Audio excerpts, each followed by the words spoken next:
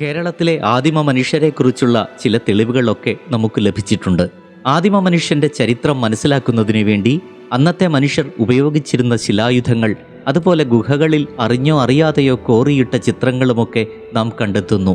ആ കാലഘട്ടത്തിലെ ചരിത്രങ്ങളെക്കുറിച്ചുള്ള പഠനങ്ങൾക്ക് അതൊക്കെ നിമിത്തമായി തീരുന്നു.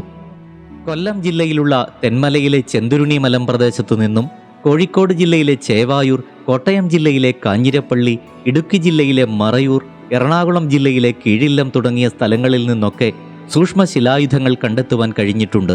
ഇനിയും നിരവധി ചരിത്ര അറിവുകൾ ലഭിക്കുന്ന ആയുധങ്ങളും അന്നത്തെ മനുഷ്യർ ഉപയോഗിച്ചിരുന്ന വസ്തുക്കളുമൊക്കെ പലയിടങ്ങളിലായി ഉണ്ടാവും എന്നത് തീർച്ചയാണ്.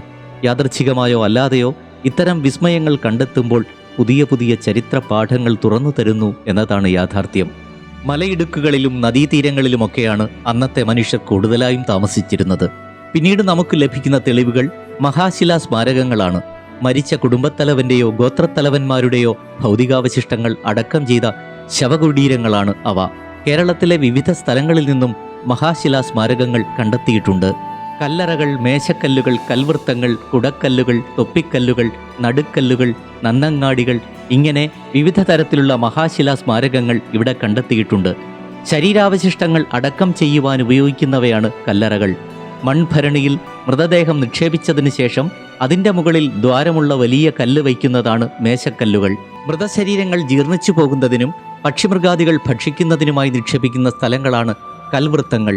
ശവശരീരം മറവു ചെയ്തതിൻ്റെ മീതെ ചെങ്കല്ലുകൾ കൊണ്ട് കാലുകൾ നാട്ടി അവയ്ക്ക് മീതെ വൃത്താകൃതിയിലുള്ള വലിയ കൂമ്പാരക്കല്ല് വയ്ക്കുന്നതാണ് കുടക്കല്ലുകൾ. കുടയുടെ ആകൃതിയിലാണ് ഈ കല്ലുകൾ ഉള്ളത്. ഈ കല്ല് നിലത്തോട് ചേർത്ത് വയ്ക്കുമ്പോൾ അതിനെ തൊപ്പിക്കല്ലെന്ന് പറയും.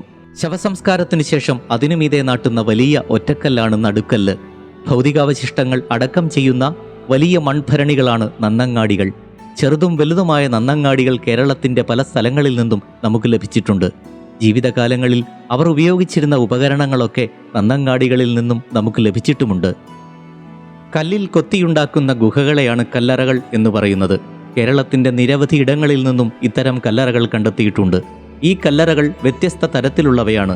മുകളിൽ വാതിലുള്ളവ, പല അറകളിലുള്ളത്, നടുവിൽ തൂണുകളുള്ളത്, തൂണുകൾ ഇല്ലാത്തത്, പിന്നെ ഭൂമിക്കടിയിൽ പാറത്തട്ടുകളാൽ ചുറ്റപ്പെട്ട അറകളിലും മൃതശരീരം അടക്കം ചെയ്യുവാൻ ഉപയോഗിച്ചിരുന്നു അക്കാലത്ത്. കേരളത്തിലെ മിക്ക ജില്ലകളിൽ നിന്നും മഹാശിലാ സംസ്കാരാവശിഷ്ടങ്ങൾ ലഭിച്ചിട്ടുണ്ട്. പ്രാചീന കാലം മുതൽ വിവിധ രീതിയിലുള്ള ശവസംസ്കാര രീതികൾ കേരളത്തിലുണ്ടായിരുന്നു എന്നതിൻ്റെ നിരവധി തെളിവുകൾ. പോയ കാലത്തിൻ്റെ അറിവുകൾ നമുക്ക് നൽകുന്ന മഹാശിലായുഗത്തിലെ നേരടയാളങ്ങൾ.